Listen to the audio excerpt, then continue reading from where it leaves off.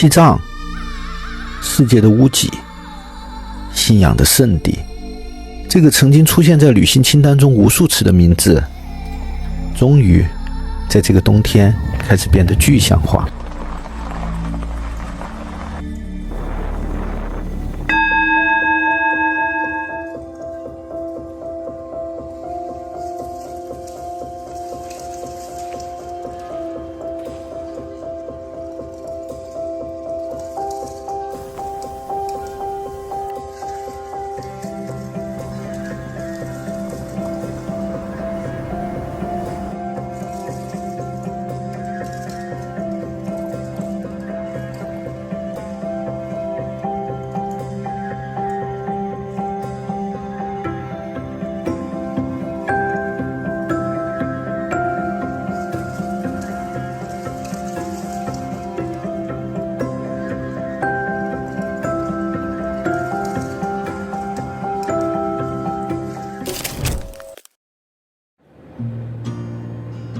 大年初一从成都飞往拉萨的航班上，连绵起伏、刺破苍穹的雪山是西藏对远道而来的客人特别的欢迎礼。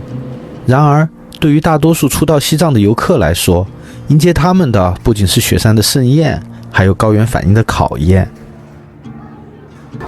Hello， 大家新年快乐！我现在已经到了拉萨的贡嘎机场，马上要开始这一次的西藏之旅。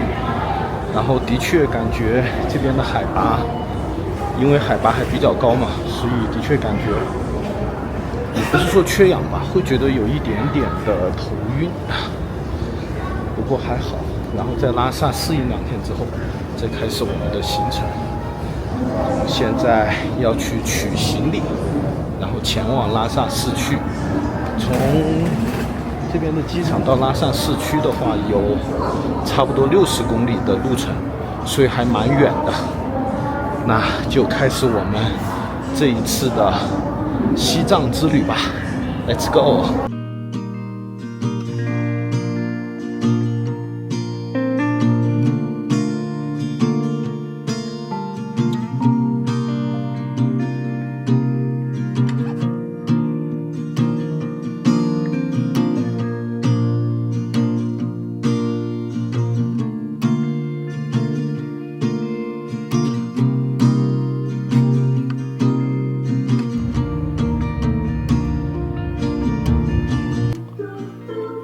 这就是我们今天订的房间。这个地方还有温馨提示，说到了高原之后，前1周尽量不要洗澡，然后避免感冒，要饮食清淡，多喝水。现在开始感觉头有一点晕了，就是有一点那种很沉的感觉，所以一定要先休息一下。哇，就真的这种晕的，真的有一点晕。还好这个房间是有氧的，然后这房间也有加湿器，所以也可以用一下加湿器。这个就是房间里面的吸氧装备。建议大家初到拉萨时务必好好休息，吃好睡好，以缓解高反带来的不适。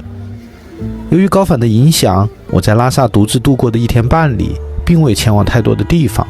不过我依然去了八廓街，进到了八廓街里面，哇，人好多。这条以大昭寺为中心的古老街道，是拉萨最繁华且历史悠久的街区。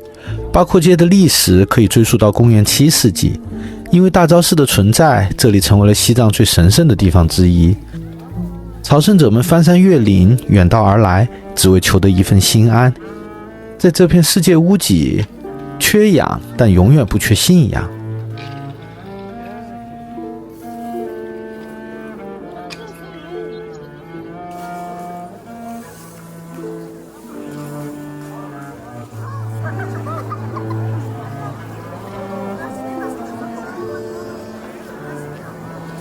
而作为西藏的地标，亲眼所见，布达拉宫果然气势磅礴。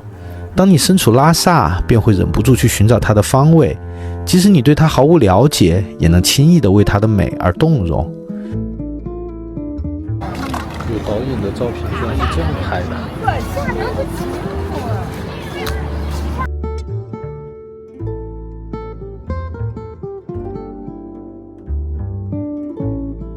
第二天晚上，我和表妹小魏同学还有好朋友虎哥会合，他俩的航班遇到了沙尘暴，差点返航。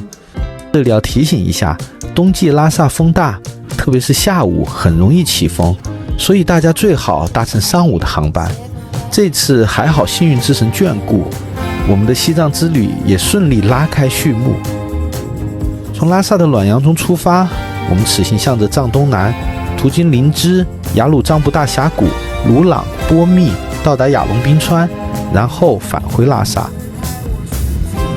或许是因为春节的关系，路上的车特别少。午餐是在服务区解决的。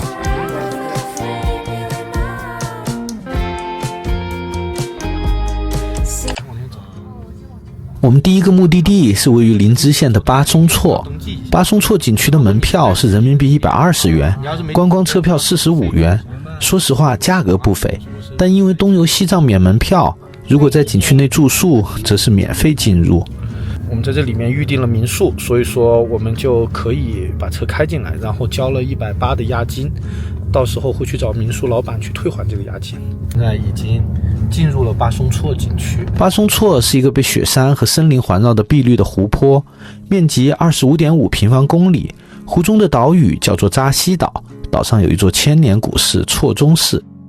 达切拉观景台有着极佳的视野，湖水有着不可思议的鲜艳色彩，而无论往左往右都能看到雪山。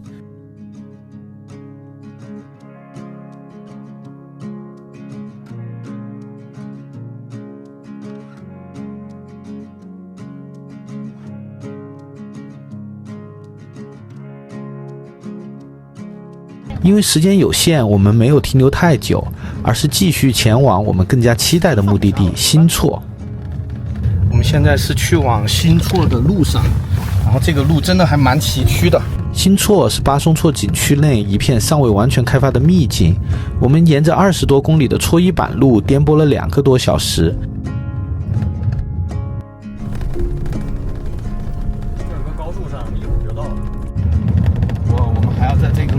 就这么颠簸的路上走1个多小时才能到，不知道到了是什么情况。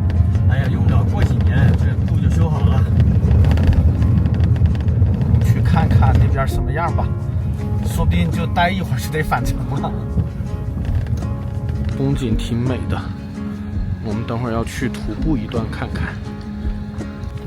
我们现在已经到了新措，准备徒步一段看看。不过现在因为时间不是很早了，已经到4点了，4点半了，所以光线没有那么好啊。不过风景还是很美的。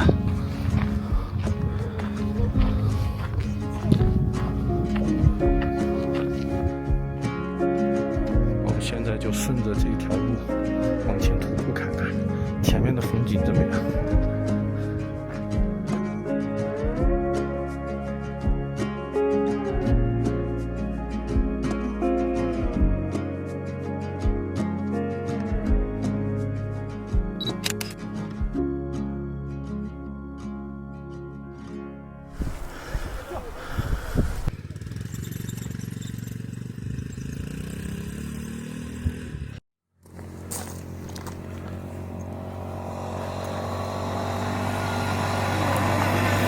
这个地方呢，风景是真的很漂亮，但是因为有这种，这个应该叫什么 SPV，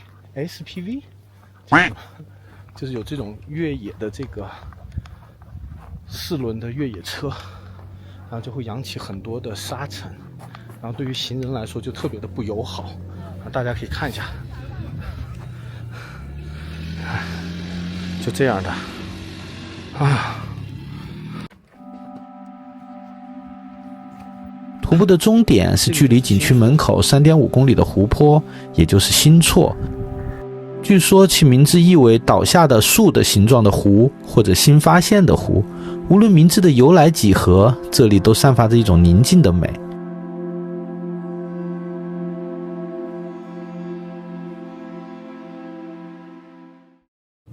返回时天色已晚，幸好有虎哥这位老司机，车技卓越。天哪，这个路也太灯了。我们现在已经到了这个结巴村，但是觉得这个村怎么感觉很黑，没什么灯。这是我们今天的晚餐，吃的是川菜，是菌菇肉丝。我们点的水煮肉片。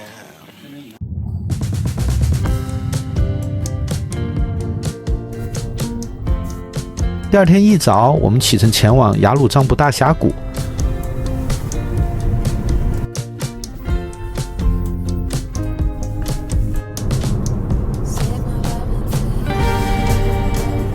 途经一座特别的寺庙——工部曲觉沃拉康县建解脱院，特别有意思。这个寺庙是必须要跳墙才能进去，但这个寺院是可以进的。那我们进去参观一下。询问当地人得知，这是为了避免动物的打扰，保持室内的清洁与宁静。这座寺庙建于13世纪末，是一座藏传佛教宁玛派寺院。寺内有座著名的石像觉沃佛四臂观音，吸引了无数朝圣者前来参拜。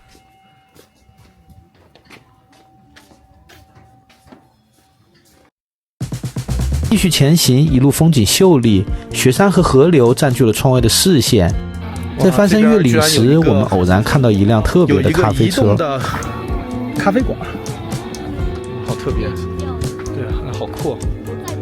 对，正门上面有菜单可以选一下。而且它名字叫毛咖啡，那写的毛音乐咖啡。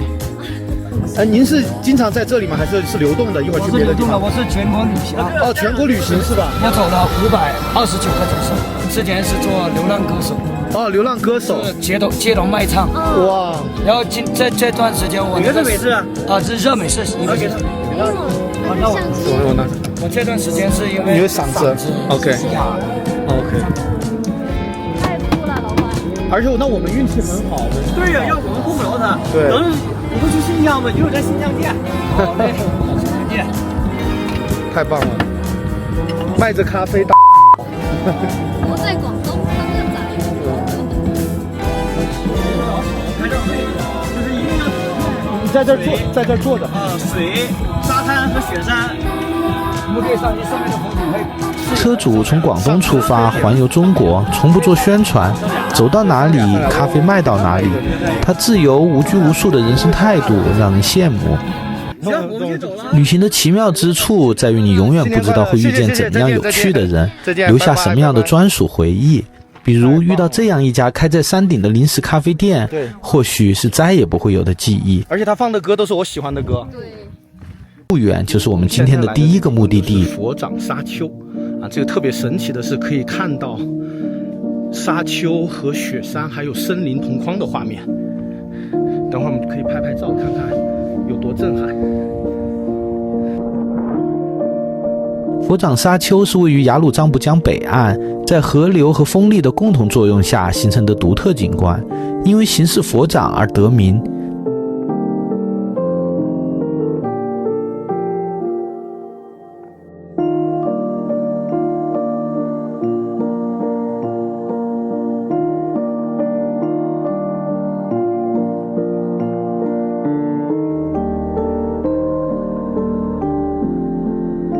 中午的风沙太大，我们只能匆匆离去，所以建议大家一早前往。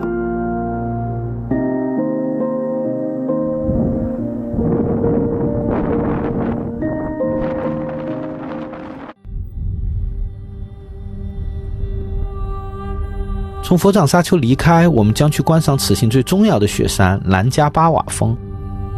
南迦巴瓦峰海拔7782米，曾被评为中国最美名山之首，藏语名意为直刺天空的长矛，但也因为时人久不遇而也被戏称为修女峰。我曾无数次的在网络上看过它的样子，没想到亲眼所见却依旧被深深的震撼。与那些只能远观的雪山不同，它实在太大太近了。向着南迦巴瓦的方向一路前行，途经了2个观景台，最后我们到达了位于达巴村一个叫做人间仙境的地方。在我心里，这里的确配得上这个名字。南迦巴瓦峰是藏传佛教宁玛派寺院，是位于雅鲁藏布江北岸，在河流和风力的共同作用下形成的独特景观，因为形似佛掌而得名。巨大的经幡、飘动的风马旗和巍峨的圣山相映，有一种人文和自然的融合之美。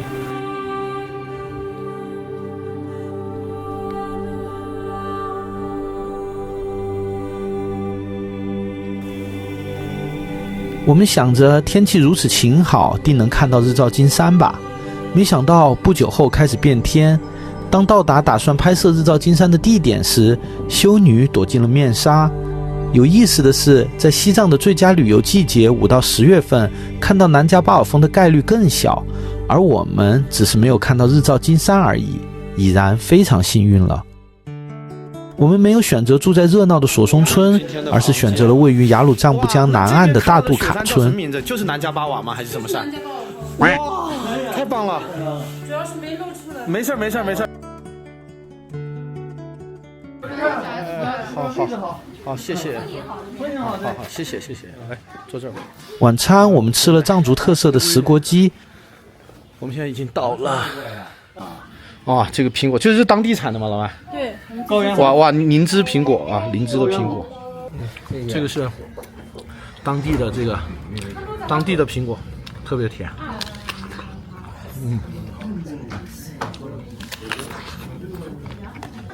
石锅鸡和石锅牛肉是我们这边的特色。你要不尝尝特色嘛？既然石锅鸡，咱小石锅鸡吧。可以。对，因为你别的地方都吃得到，你吃这儿特色的。然后要了炒时蔬，要了个豆干炒腊肉。不，人家说了炒时蔬那里面有。那不要炒时蔬了吧？时蔬。对，你又重复一遍。就这个小锅就你们3个人，我刚才够。不用再点别的。对。那先吃。看，然后吃着，然后不够的话，我就马上就弄。行。可以。好嘞，谢谢。饼来俩。什么东西？青稞饼是吧？好，行。青稞饼早上有。现在没有啊，没事。那来蘸吧，我尝尝。那就咱明天早餐有吗？就是。早餐有。好。好，谢谢。缓一缓，太冷了。这当地产的，咱不是去买那个灵芝苹果买不到吗？这就这个。灵芝小苹果。谢谢。这个是老板他们家自己种的，这个芯儿都是红色的。然后这个是老板送我们吃的糌粑，我们都尝尝什么味道啊？绿豆糕之类的，但是没有加糖那种，还挺好，挺绵密的口感。如果沾一点辣椒面会不会好一点？适合重庆宝宝口味的糌粑。好，我们点的石锅鸡上来了。还可以加汤的哦。好嘞。然后吃肉。酥油茶。放着。好。这是这奶味特别浓。酥油茶。哇，从来没喝过，哇，谢谢。好，有。好的。来，这个是酥油茶配糌粑，吃到正宗的藏族小食品。是这样吗？一口吃。哇哦！这个奶是有一丝丝甜味的，就中和了这个的清淡。加不加？再来一点，谢谢。好喝。好喝吗？好喝，我喜欢。不是你本末倒置了，咱们是喝石锅鸡汤。都喝，这个非常好。你喝吗？还有呢。还有，等一下。非常浓郁的汤底，然后还加了枸杞，不止枸杞，还有松茸啊，枣儿对，还有薏仁，薏仁，好吃。我就当个话外音。在外奔波了一天，能喝上这么一口暖暖的汤，感觉这一天都值得。当归应该还有麦冬，我能喝出这个味儿来，都有麦冬。大补。那是薏仁，都是一些对身体非常好的东西，真的。你看当归，还有麦冬，黄芩，这是黄芩，补气的。十全大补汤，补气的。而且你看这个鸡爪子，这黑色的，就不是那种，这是不是鸡爪？这什么东西啊？这个好吃就行。我现在已经不是3岁小孩了，我已经是4岁了，你不要这样耍我嘛！早上好，现在是早上8点半，我们准备去吃早餐。哦，那边是看得到有一点日照金山。有早餐。好，来走上。坐。啊，没事，我们坐。我。大摩托真贵，你看吧。就没事，你坐着。你玩儿。这就是我们今天的早餐。他这大米粥熬的挺烂哦。然后这家民宿这里有一个观景台，如果天气好的话，视野特别的开阔。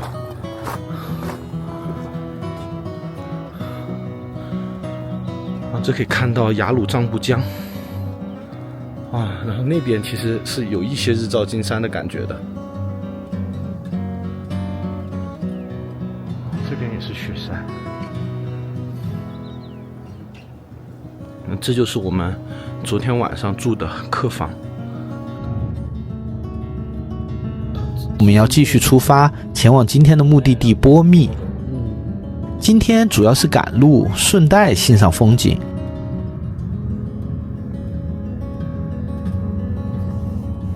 一路翻越到色基拉山口，还有一些萧条的冬日景色变成了白雪皑皑的雪景。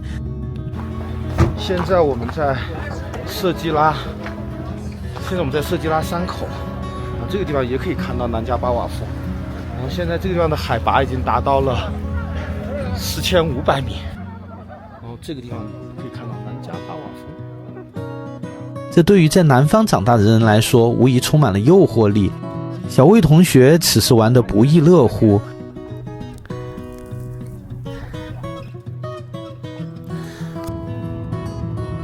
途经鲁朗林海，这里的观景台同样有着眺望南迦巴瓦峰的视角。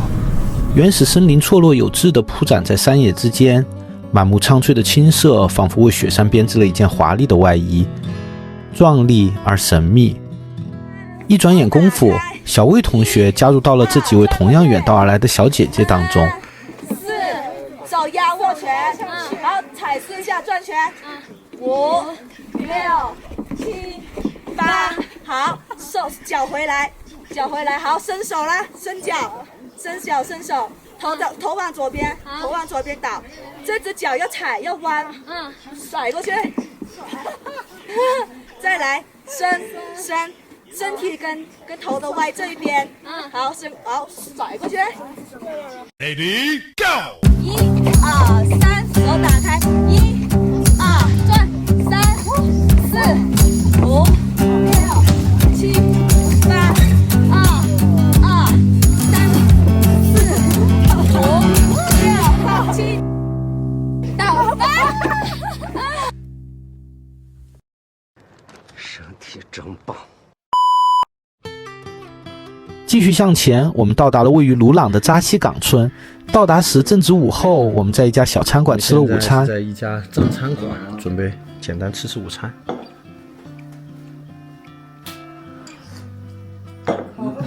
这个比好喝，真的？这个好，比那个好喝，比昨天喝的好喝。真的。主要糌粑呢，咱和的太慢了。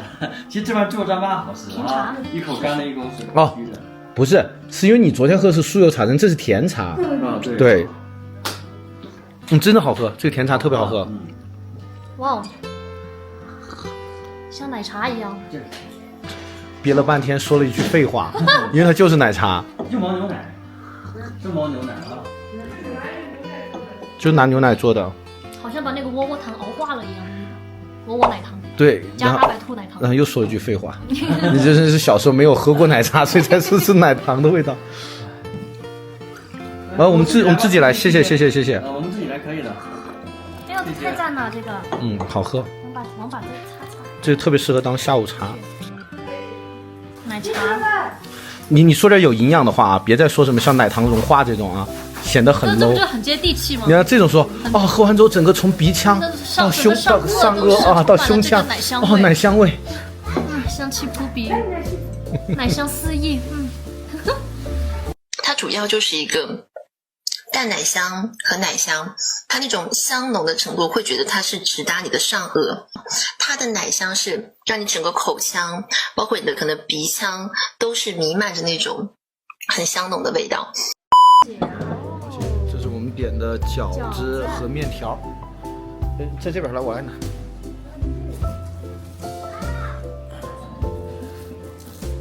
谢谢。哇，这饺子看上去就很。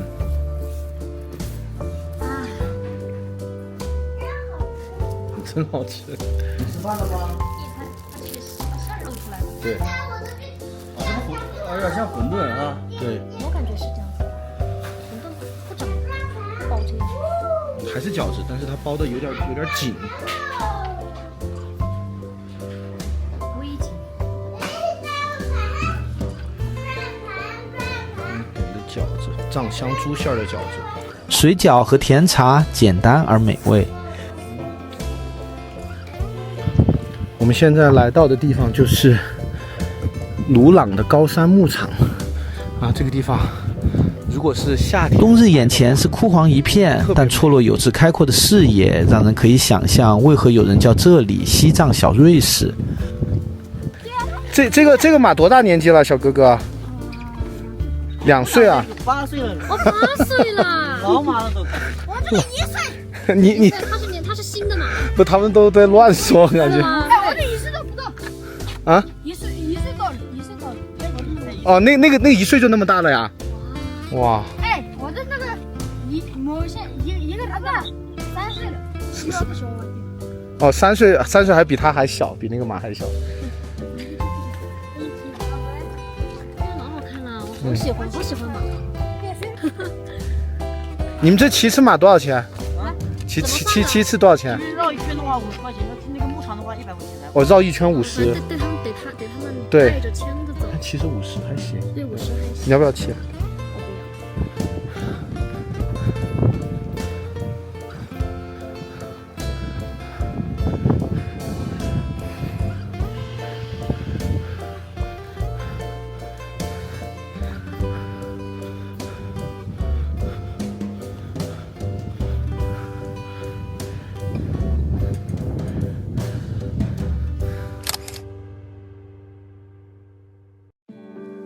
而从鲁朗到波密一直是狭窄的盘山公路。临近波密，视野才又开阔起来。途经古香湖，虽然是阴天，但雪山草地依旧有一种苍凉之美。现在来到的地方是叫啥湖来着？古香湖。对，现在来的地方是古香湖。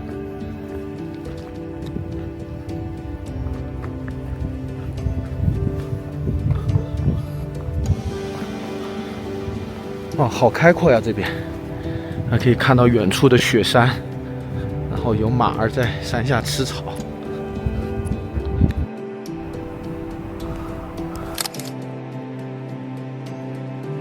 今晚入住的酒店算是一个小小的惊喜，因为站在酒店的天台之上就可以看见雪山，而且海拔只有不到3000米，所以完全不会担心有高反。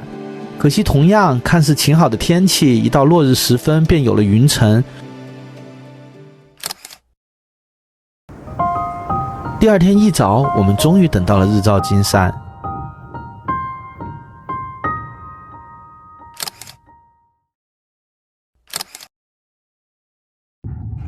我们今天的行程是此次西藏之行最为期待的雅龙冰川。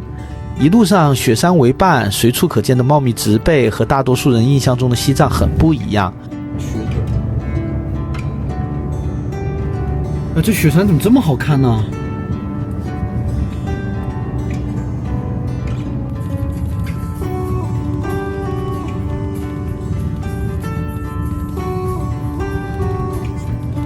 从波密到雅龙冰川差不多3个小时的车程。雅龙冰川是来古冰川的一部分。来古冰川包括美溪、雅龙、若礁、东嘎、熊家和牛马几个冰川。雅龙冰川是中国第2大海洋性冰川，从海拔6600米到末端海拔4000米的冰川湖，它生成于冈日嘎布山脉东端，长约12公里，而更被人熟知的来古冰川则是其下游的冰川湖。我们今天打算先去雅龙冰川，再去来古冰川。网上对来古冰川的评价有个槽点是，如果2个冰川都玩，需要支付210加200，一共410的费用。显然，这个收费是极不合理的。而碰巧看到网上的攻略，我们顺利绕道到了达巴村。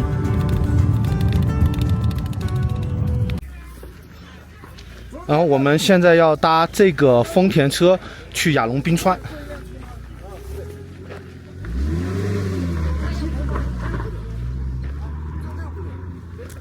然后我们准备就搭这个车去。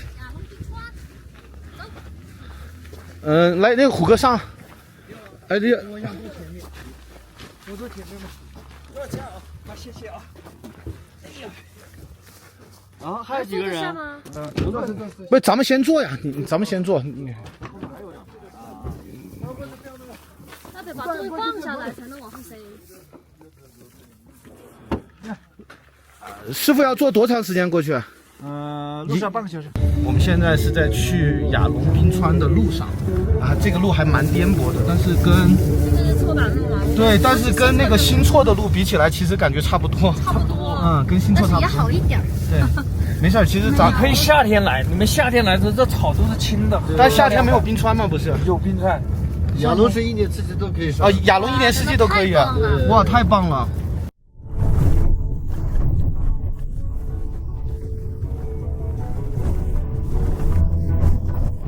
天哪，我们现在这个路那确实一般人也不敢开。我们现在是在跳 disco 呢。我上次那个不，我是四川人，不敢。是吗？云南人肯定敢，我跟你说。我感觉米西那边比爬坡要少一点，知道吗？我感觉四川路也是有点像这种。我这种路少，这种路很少。对，我们四川路还是修得可以的。四川的错版路少，但是那种弯什么的。弯多，就盘山多，像折多山那种路多。看这个路真的是自己没有办法开上来，还是要坐这个车。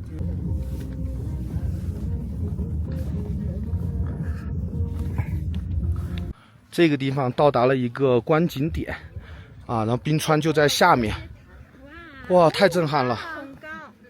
哇，太美了！我们现在已经来到了雅龙冰川，然后要自己徒步进去，然后看看是什么样子的。哇，太震撼了！远远就可以看到那个蓝色的冰墙。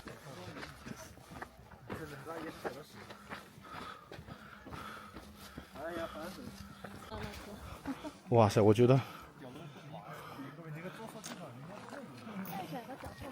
哇，这个真的是走独木桥啊！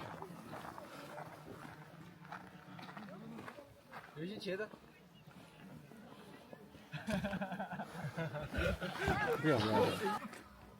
走，大胆点走。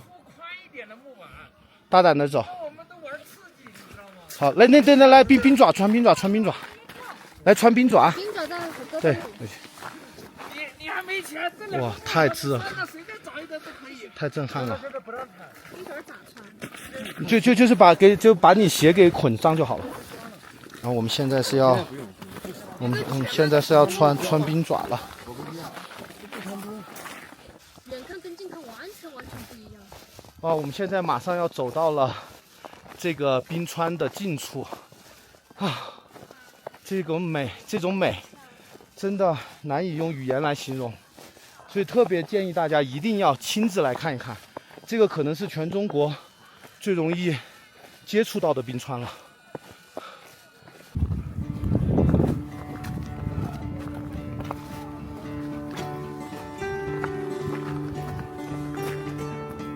是一座人工雕刻的冰山一样，缩小版的冰山，特别有趣。森林冰川的震撼很难用语言描述，大自然千万年所凝聚而成的风景奇丽得如此不真实，这是一座天然的冰雪王国。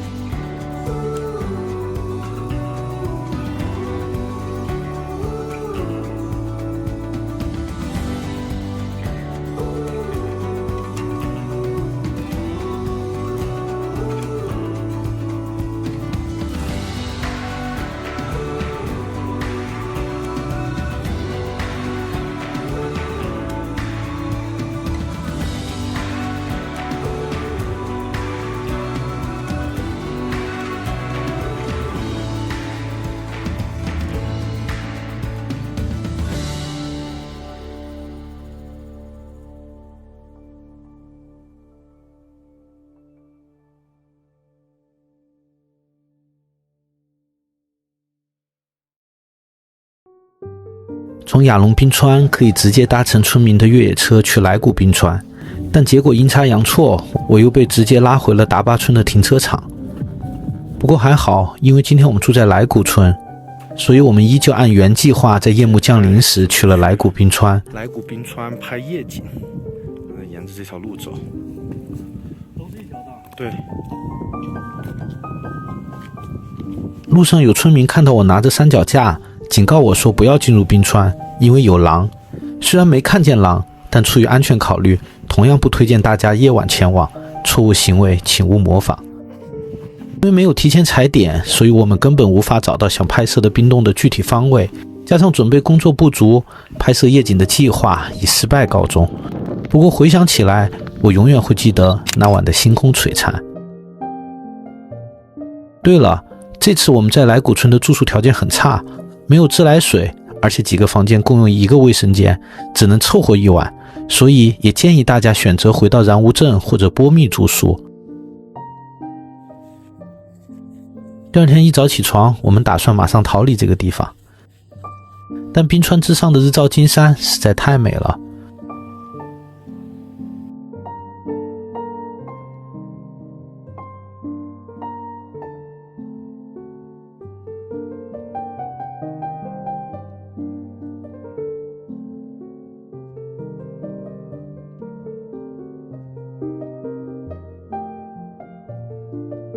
准备出发时，发现居然爆胎了。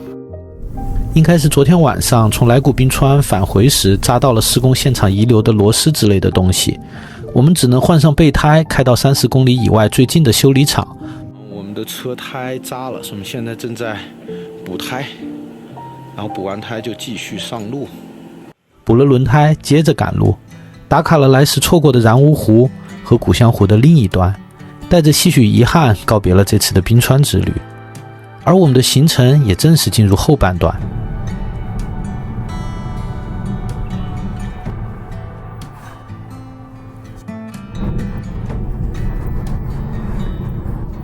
今天我们将住在林芝，算是休整的一天。在林芝住的这家酒店强烈推荐，去年刚开业，设施很新，房间也很大，可以免费洗衣，还有自助早餐，价格居然才……晚上出去觅食，电视塔，这有一个塔，就跟广东的小蛮腰一样。1.2公里内有多个可以让行人拍照。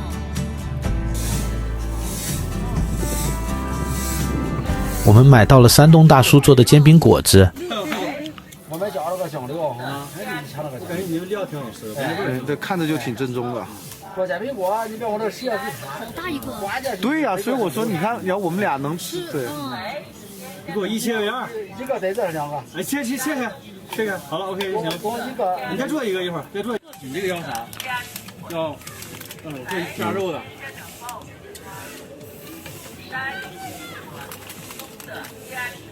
好吃吗？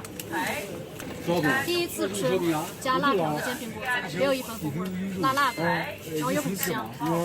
主要是这里面这个生菜又特别香，没有卖在这边，综合的刚刚好，正宗。也终于吃到了石锅牦牛肉。哇，它这个汤里面还加了苹果耶，好特别哦。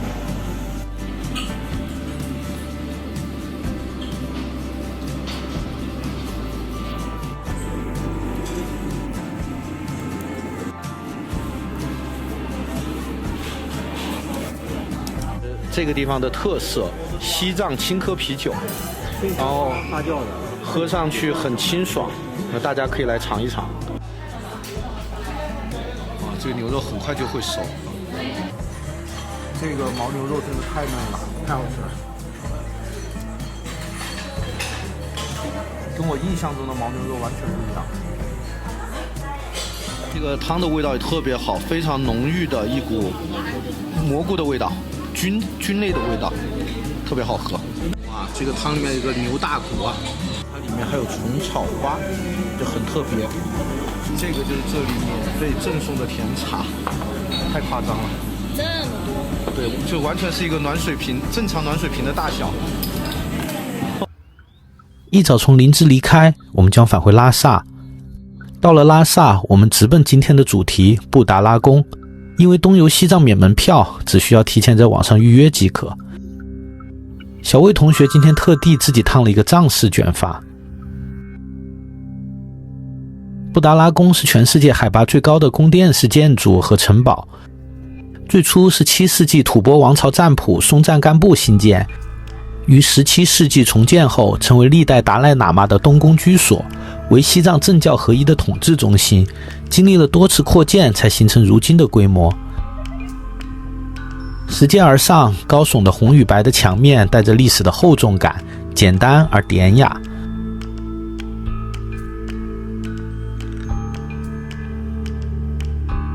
内部不允许拍照，所以静静的欣赏就好。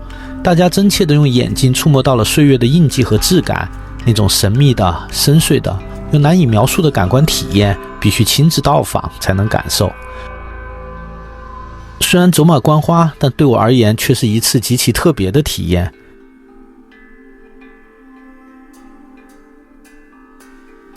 一个有趣的事情是，布达拉宫的白墙每年雨季过后，冬季结冰前都会粉刷一次，这是从17世纪延续至今的传统。民众自发地加入僧人的队伍，用来自羊八井的白灰兑入牛奶、蜂蜜等原料粉刷墙面，这样会增加涂料的粘性，更容易附着在墙体的表面。而其他颜色的颜料也都来自于天然的矿物，同时要添加藏红花，这样可以去除异味，让人不得不佩服古老的智慧。这些颜色也是有寓意的，红色代表权威、力量和信仰，黄色代表富饶、光明和智慧，白色代表纯净、和平与慈悲，黑色则代表辟邪，也代表着威严。布达拉宫的外墙真的很美，特别是在午后柔和的光线映衬下，有着一种岁月静好的温柔。于是我用手机给小魏同学拍了一组布达拉宫的写真。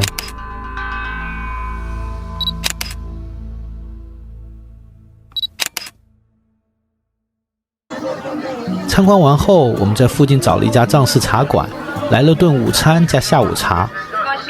因为我们没有吃午餐，所以准备找一个茶馆坐一下，喝一点甜茶。有位置吗？在这里。好。然后这是甜茶啊，这是我们前2天也喝过，特别好喝的甜茶。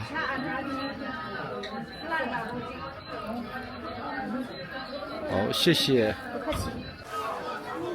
这个味道特别像阿萨姆奶茶。喝一下很温暖。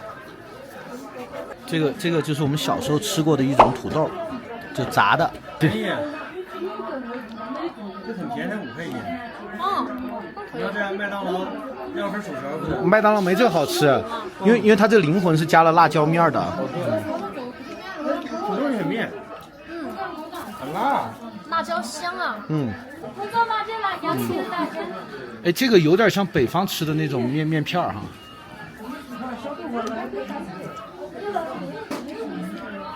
味道有点像那个陕西的臊子面，里面有那个土豆块、辣椒，还有牛肉，面边手一个个揪开的，里面还有那西葫芦、角瓜，酸的，这个味道非常好，而且它油的话用的应该是牛油吧，很好吃。这是我点的咖喱饭，咖喱土豆饭，这是青椒肉丝饭，我点的咖喱饭，但这咖喱的颜色怪怪的，是那种绿绿的，然后汤特别的多。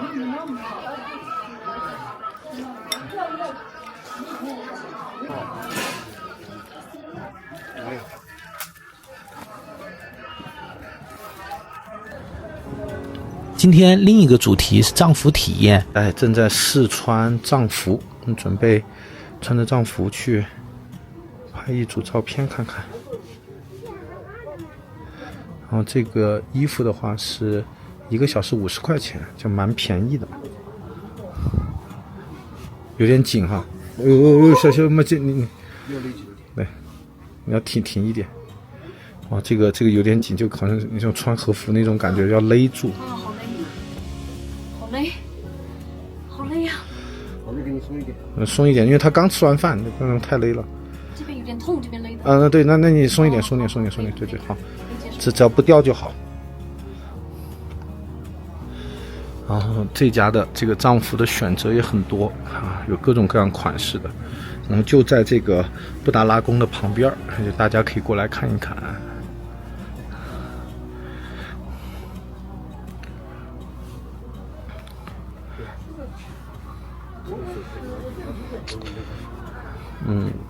我要先生出来的，这是半截袖，表情包出来了，好看。So hard。但你要把你那个里面衣服要挡住。对，我就拿钢夹给它。对，千万不要露出来了。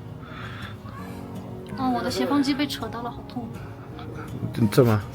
斜方肌后面。好，对，其实可以的。对，有这个份儿，就你这发型还挺酷的。你就再配点饰品就好了。把我某一个夹进去。对，你夹一下。对，然后把你那个小 V 领给露出来。我这什么夹子这么长？钢夹呀。对。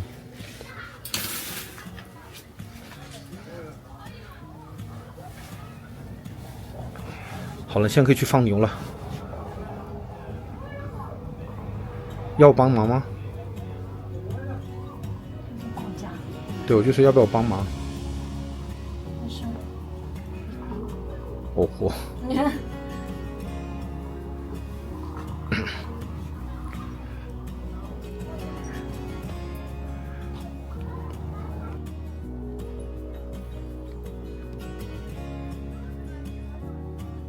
我现在要去放牧了。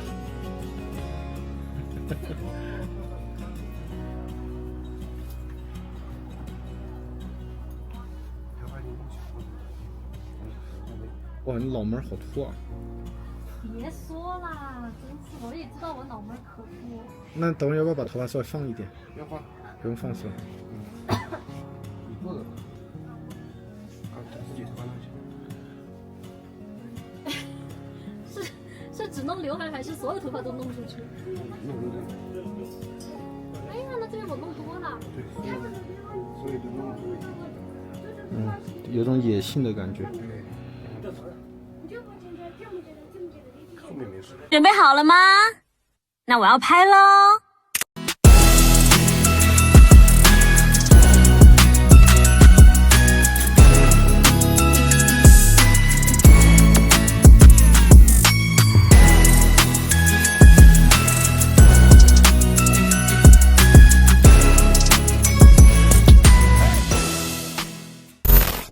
第二天，本来打算安排一趟2天1夜的拉萨周边游，但考虑到前面的舟车劳顿和可能再次面临的高反，所以我们最终放弃了这个想法，而改为周边1日游。办完边防证，我们驱车前往浪卡子县的恰央措，途经著名的羊卓雍措，也是大家俗称的羊湖。看那边的雪山多美啊！这里就是羊卓雍措。海拔4677米，3大圣湖之一。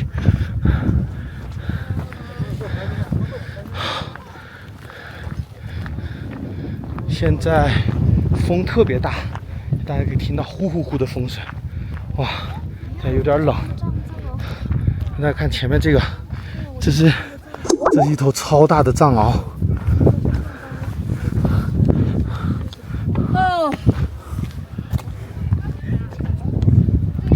羊湖面积638平方公里，与纳木错和马旁雍错并称为西藏的3大圣湖，是每个游客来西藏不可错过的景点。本来我们计划是返程在羊湖停留，但因为羊湖实在太美了，让我忍不住想先拍为敬。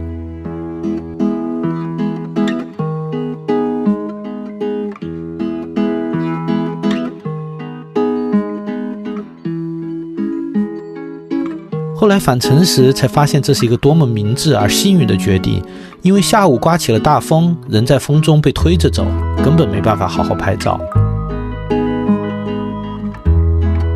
恰央措也是一个私人景点，每人门票40元，需要走15分钟的栈道。哇，这个前面就是冰川，太震撼了。我们现在像错央错，不是错央错，叫什么？我们现在向着冰川前进。虽然距离不算很远，但因为海拔接近5000米，所以还是很考验体力。这个地方风很大啊，吹得好冷啊！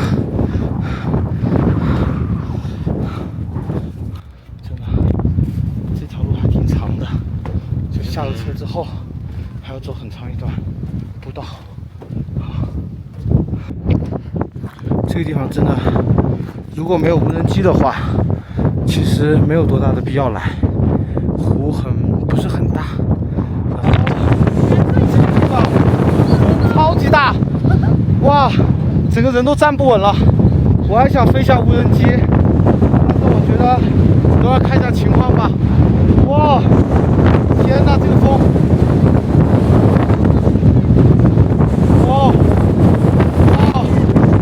天哪！本来对掐阳错没有太多的期待，但没想到却是被惊艳了一下下。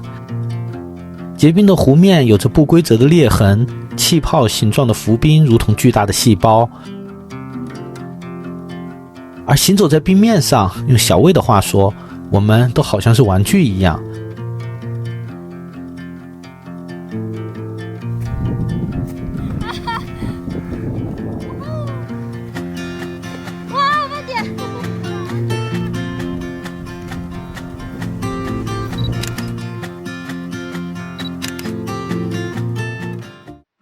因为风实在太大，阳湖我们也没有做过多的停留。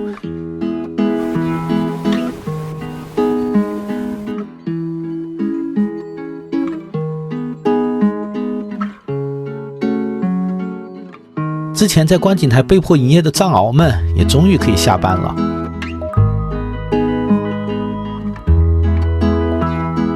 最后一天的行程，我们留给了拉萨市区。巴阔街很多纪念品商店琳琅满目，很值得一逛。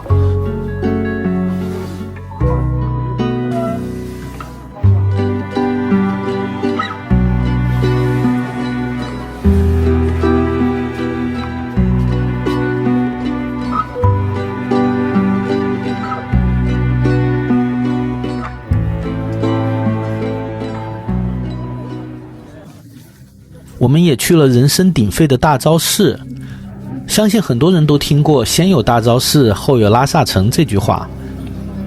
大昭寺就是拉萨的中心，在藏民心目中有着极其崇高的地位。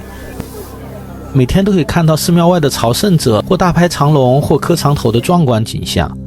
大昭寺对信徒免费开放，而游客参观的价格是门票85元，并不包含在东游西藏免票的范围内。进入之后，1楼室内的人实在太多了，完全是被推着走，根本也没有办法好好欣赏。而2楼的人少很多，拍照很不错。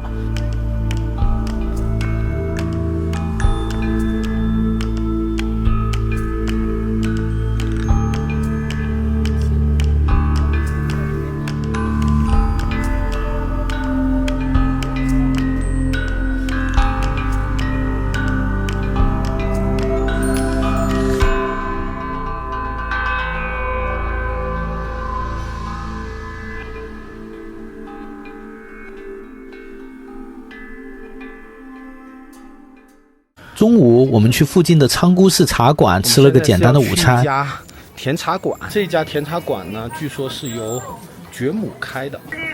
我马上要到了，看看环境怎么样。在这小巷子里面逛着，其实蛮舒服的，就是人也不是很多，然后巷子也不是很窄，然后到处都是一些卖吃的地方。然后这边你看，这地方是卖唐卡的，一家唐卡的店。这是要穿过一个小巷子。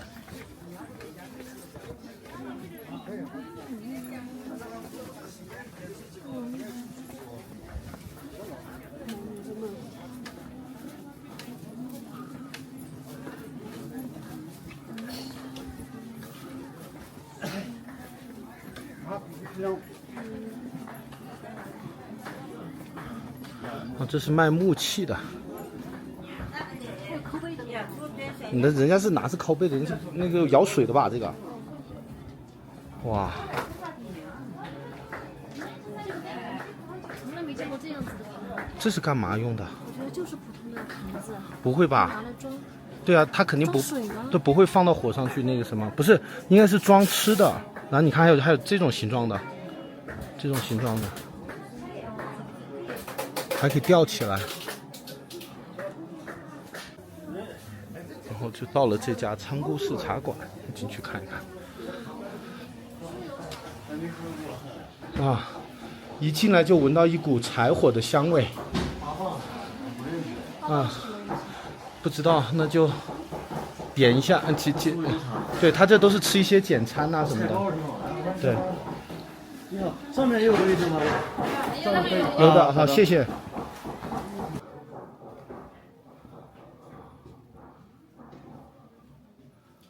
哇，这个房间的光线太美了。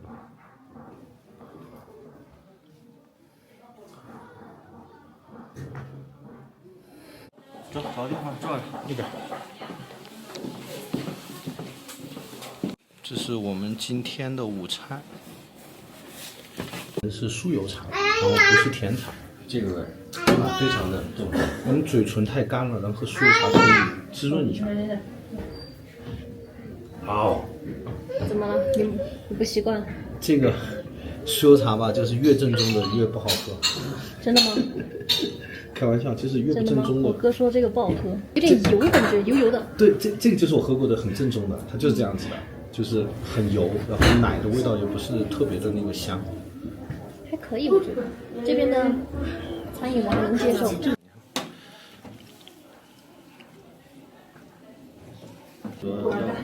哎呀，这个碗就是小学那个食堂的那种。这个粉很香，然后有一股就是醋的味道。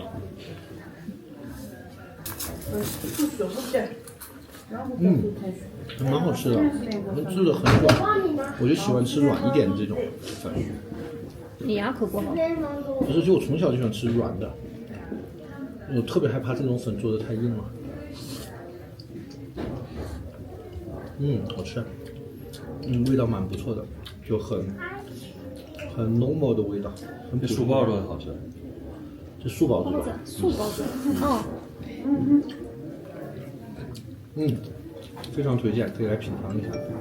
它这个还挺便宜的，就我们点这么多，加起来才37块人民币，而且口味还特别符合，就是四川人的口味的，就蛮辣的这个粉，就有点像酸辣粉的味道。吃完饭回去睡个午觉，可能因为连日的舟车劳顿，没想到一觉睡到了下午4点过。于是我们赶紧开车匆匆前往色拉寺。色拉寺门票好像是60，但是下午5点之后，门票只要10块钱。现在马上要到5点了。这个就是炸土豆片。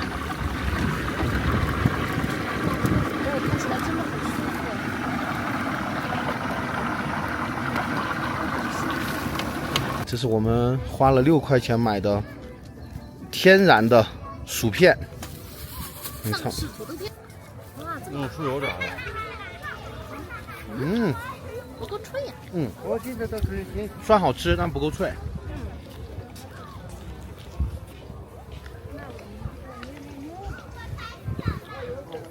好辣。这个是酸奶冰淇淋，4块钱一个，我们尝尝。可以放在室外。小小一个。完了啊！好，谢谢。哇，冰冰凉凉的。可以啊。推荐大家尝尝，就奶味特别浓，然后说不出来，就是那种奶味跟我们吃的那种奶味又不一样。就我们吃那种牛奶的冰淇淋是那种比较怎么讲？绵密。对，比较绵密，然后比较有那种奶香的感觉。丝滑。对，比较顺滑的感觉。就因为是加了可能像奶油这样的东西，但它这个就好像就是直接把这个牦牛奶冻成了这个冰棍的那种，所以有点那种冰沙的感觉，沙沙的。对。也算是蛮特别的，可以尝尝。色拉寺是位于拉萨市北郊的一座著名寺院，初建于公元15世纪，是藏传佛教格鲁派6大主寺之一。这座寺庙的辩经非常知名，除了周日，每日下午3点到5点都可以看到僧人们辩经的场景。辩经是藏传佛教僧人们一种别开生面的学习方式，他们通过激烈的问答辩论，相互检验学经成果。可惜我们到达的时候已经临近5点，无缘参观。整个寺庙非常大，很适合闲逛，各种好看的建筑也非常适合拍照。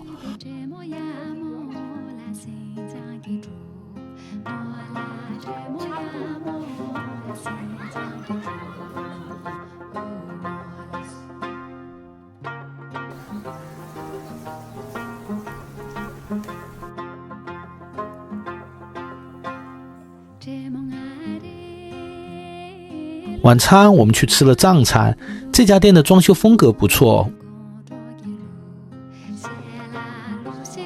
味道也很符合我这个四川人的口味，我甚至都怀疑这是川菜。牦牛肉，牦牛肉，藏香鸡蛋呐，鸡蛋我吃。藏香鸡，那是不是？十风干鸡，今天喝的拉萨啤酒。我们的西藏之行在此画上了圆满的句号。从拉萨返回的航班上，我被幸运地机选到了左边靠窗的位置，如同之前的欢迎仪式一般，没有比雪山的欢送更隆重的了。我想，我与西藏的故事才刚刚开始。这次期待已久的西藏之旅，既如想象般壮美，又充满了意料之外的惊喜。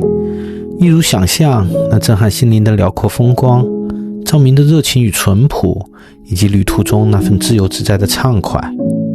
意外的是，那些无法预见的细节与感受，只有亲身经历才能领略其中的妙不可言。在我心中，西藏并非那个来了就能净化心灵的圣地，它从不高居云端，而是深植于每一次剧烈的心跳之中。它像一杯融合了高原反应、绝美风光与藏式风情的酥油茶。也许你并不能马上爱上它，却在细品之后才会惊觉，我仍鲜活的存在。世界辽阔无垠，所有的浪漫想象都不及一次义无反顾的启程。